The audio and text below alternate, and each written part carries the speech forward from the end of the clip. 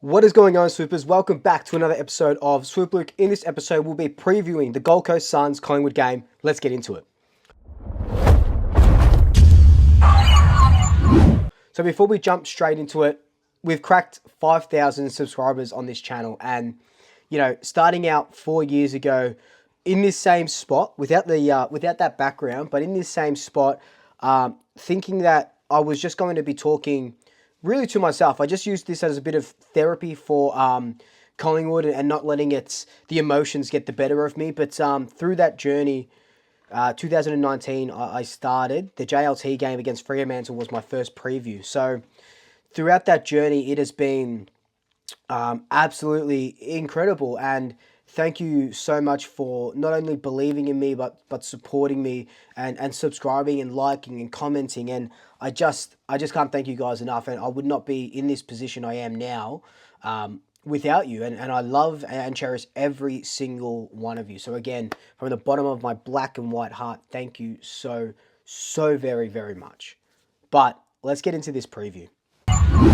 Collingwood take on the Suns on Saturday afternoon up at Metricon Stadium, or what is it called? Heritage Bank Stadium at the moment. So it is going to be a really, really big game. Obviously, it's a Gold Coast Suns home game. I'm hearing that it is absolutely sold out. I'm also hearing that Collingwood supporters have had to buy 3-game Gold Coast memberships to go to the game and watch the boys play. So I'm hearing that, there's about 100 or so seats left or something like that. So it's going to absolutely pack out, and it is going to be a freaking huge game. Like, not only for Collingwood to kind of keep that top 2 dream alive, even though we're a few games clear of third place and stuff, but the bottom, those teams underneath us aren't going to get any worse. They're only going to get better. They're only going to keep winning. So we need to keep winning to still create this distance between us. But Gold Coast Suns as well are 7-7. They had a couple of weird weeks. So last week they kept Hawthorn to 5 goals. After the first 15 minutes of the game, they only kicked 2 goals after the first 15 minutes of the game, Hawthorn. So that was amazing defensively, and Gold Coast were able to show us what they've been showing us throughout patches of this season. They're on the precipice of being a great team, but right now they're sitting, just below the 8. They could maybe sneak in. I predicted that they would sneak in by the end of the year. At the start of my year predictions. But then they put up what they put up against Carlton, and Carlton absolutely smashed them when Gold Coast...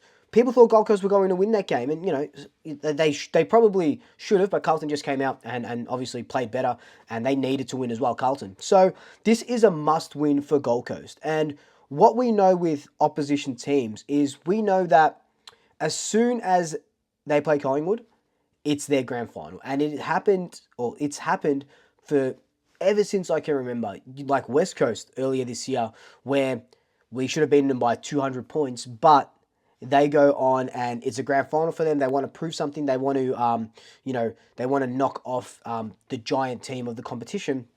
They bring their best football out. Adelaide as well, and it's going to happen in Carlton, and it's going to happen with Gold Coast this weekend. So we can't treat this game like, oh yeah, we'll go up there and we'll win, because we've seen the best of Gold Coast this season. We've seen the worst, but even against us in the last couple of years, we've seen what a good side they can be. Now, going into this game, I'm pretty confident in regards to changes and things like that. People were training today. McStay might get a call up. There wasn't really any huge injuries and stuff out of last week, which was really, really, really good. We absolutely love that.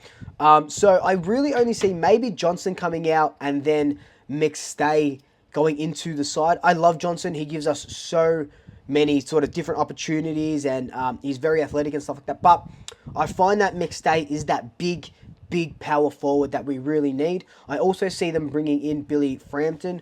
On Twitter during the first or second quarter, I said Nathan Murphy was a bit of a liability on those big one-on-one types. So I think that Murphy still stays in the team, and I think Jeremy Howe still stays in the team.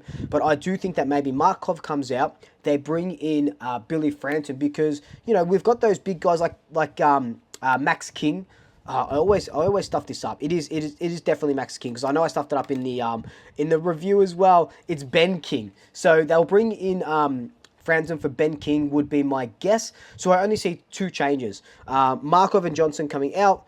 Ben King, oh my God, Ben King on my mind now. Frampton and McStay coming into the lineup. Maybe Ginnivan, maybe. But I think Harvey Harrison and the rest of the guys are doing their job pretty well.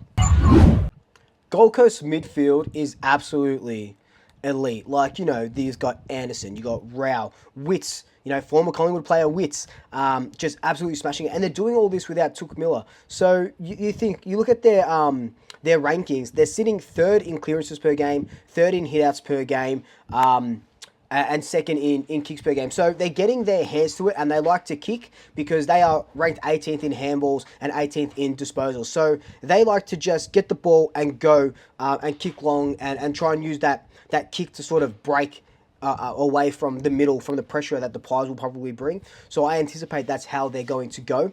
Collingwood, that we like to hunt in packs, we like to run, we like to, when the oppositions have the ball, we like to create that turnover so we can get we can either make a 50-50 contest or we get the stoppage, and we kick most goals from stoppage clearances and stuff like this. Now, how do I think this game is going to go?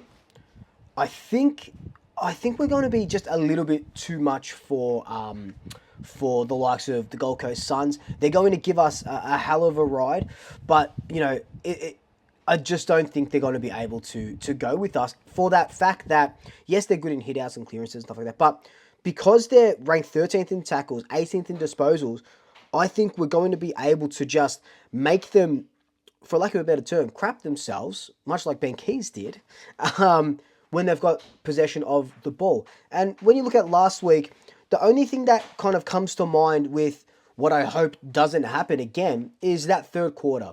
Now, we talk about the McRae sandwich a lot. Good first quarter, good last quarter.